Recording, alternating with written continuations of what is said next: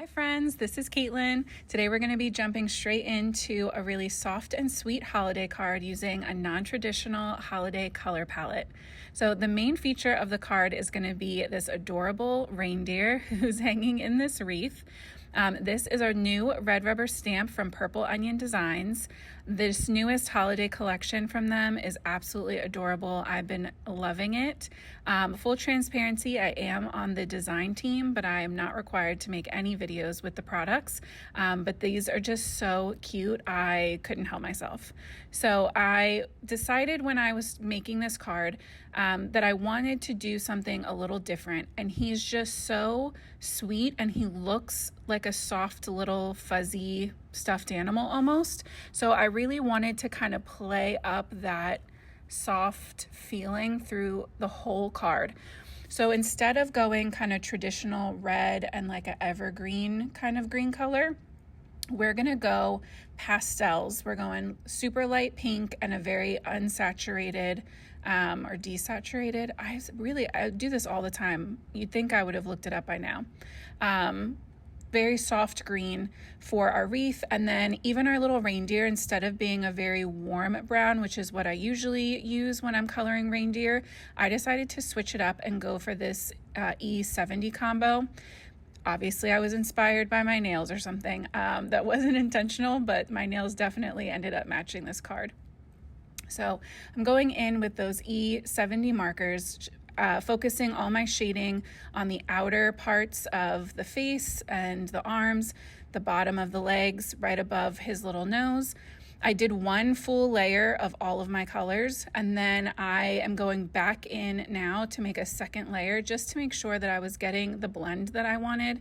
So doing a good bit of that E77, then bringing down that color, moving it towards that center light space with that E74, and then filling in right around the center part of the face and the top of the arms with R71. So I like to leave these in when I do kind of bring a second layer onto my card, because sometimes you just don't get the best blend the first time out, and that's okay. That doesn't mean you did anything wrong. Sometimes it just takes a little bit of layering to get your shading how you want it. For the nose and these little hooves, I brought in some E49 and 47. The 47 is definitely a little on the warm side, especially compared to everything else, but I kind of like that contrast since it's just on those little hooves. And the 49 I definitely wanted for that nose, so it's just super, super dark. To tone down that 47, I did bring in a little bit of 59. You can see that knocked that oranginess back just a little bit and still made it so that there is some shading there. For the antlers, I did the same thing, same color combo. So E49, E59, and then just a little touch of E47. He's just so soft and fluffy. I had left a little white space on his nose, and I filled that in with the E70 markers so that it was still light but not white.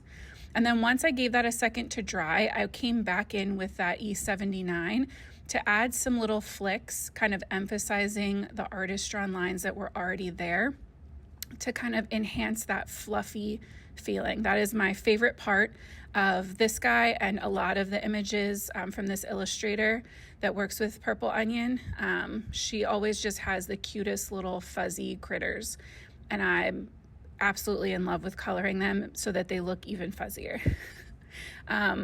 You can see I'm bringing in one more layer of that lightest E70 just to kind of smooth things over. And then for my wreath, like I said before, we're going with a little bit of a different color scheme, color combo than I normally would. So I'm starting out with BG96, and I'm emphasizing and reinforcing those artist-drawn lines that are already there. So anywhere where, those little branches are kind of pre-drawn in, I'm just kind of going around them, extending them a little bit. And then I'm adding some shading right around the reindeer where he would be casting a shadow on the inner part of the wreath. So then I'm going to start blending that out with my medium shade, which is going to be that G85. You can see I'm jumping around between different color families and different, number families. But don't be afraid to do that because you can get some really fun color combinations that way. The G85 did knock down my dark shade a little bit, so I'm coming back in with just a little bit more of that BG96. And then my lightest shade is going to be this G82. So I'm going to fill in around that, fill in everything, that's left. And I'm working in sections around this wreath so that one, didn't feel overwhelming, and two, I can kind of control how dry or not my paper is so that things are still blending really nicely. And again, that G82 took out some of my shadows, so I went back in with that BG96 one more time. And then I'm just going to work on the next section and work my way around. So while I'm coloring this in, I wanted to kind of speak to, not only using non-traditional color schemes in general, because it's fun and because it helps stretch your coloring skills a little bit, but also it's really an interesting way to change the vibe of the same image. So if you colored this like super bright green, bright red, it would feel, in my mind, either a little more traditional or a little bit warmer. For me, like those kind of colors make me think of like fireside and hot cocoa and like Christmas night. So those feel a little bit like warmer and a little more like traditional festive, right? Where these kinds of colors really lean into that soft and cozy, a little bit of like a quiet kind of feeling. I know that they're colors, and so that might sound a little weird, but it's just like the vibe and energy that they give off. And you can really kind of tailor the experience that you're giving to your recipient by changing up those color schemes. The other thing I wanted to mention was the fact that I knew I wanted to go with pastel pink and light green, but to pick this specific pink, I pulled pattern paper options before I started coloring so that I knew I was going to have something that would work with the specific pinks and greens that I had in mind. You don't have to do this. Sometimes I just make and then I go dig through my pattern papers or background cardstocks until I find something that'll work. But a lot of the time, if I coordinate a little bit before I start coloring, I end up with a much easier process. So we're going to be bringing in a very pastel pink that has a little bit of a red, not checker, it's like a plaid, I guess.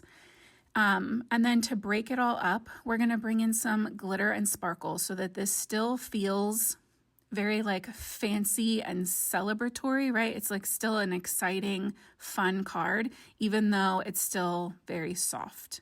And I knew going in, I didn't want to add any sequins or gems or anything like that. And so that glitter was another way that I could bring in some sparkle without having to add anything else. So as I'm working around, like I said, I just keep reinforcing all of the texture and shading there with my BG96. And then for my pink combo, I'm starting out with that R24. All of the little bits that are in the wreath are going to have this color. So stripes on the candy canes, a little touch of it on the teeny tiny little balls that are on there. For the ornaments, I'm kind of treating them like how I color bubbles. So I'm doing a shadow on both sides, one just bigger than the other around those circles. Then with my medium shade, I'm coming in and pretty much just closing that circle. So it's one loop all the way around with white on the outside and white in the middle.